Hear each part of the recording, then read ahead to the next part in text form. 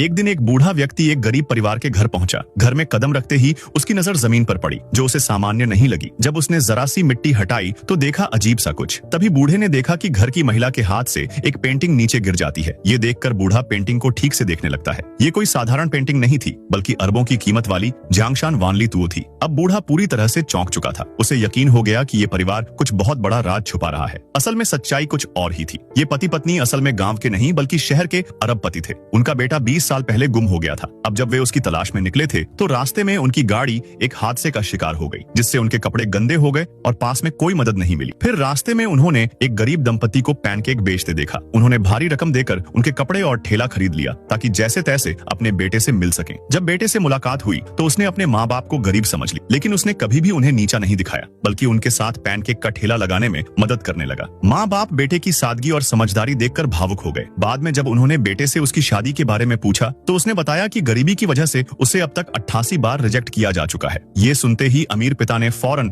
अमीर घरों की लड़कियों को बुला भेजा। कुछ ही देर में महंगी गाड़ियों में सजी धजी अमीर लड़कियां वहां पहुंच गईं, लेकिन बेटे को अब खूबसूरत लड़कियों पर भरोसा ही नहीं रहा था। उसने उन्हें ठग समझकर भगा दी। उधर वही बूढ़ा व्यक्ति अपनी पोती के लिए एक गरीब लड़का ढूंढ रहा था ताकि उसे गरजमाई बनाया जा सके। उसकी नजर उसी परिवार पर पड़ी जो अब गांव के पुराने घर में रह रहा था, और तीनों सदस्य एक अंडे को लेकर चर्चा कर रहे थे। बूढ़ा समझ गया कि ये सही गरीब परिवार है। उसने शादी की बात चलाई, लेकिन असल में वो लड़का नहीं जानता था कि उसके माता पिता अरबपति हैं। मजबूरी में पूरा परिवार अब गरीबी का नाटक करने लगा ताकि रिश्ता हो सके। बूढ़ा उनके घर पहुंचा और जांच करने लगा।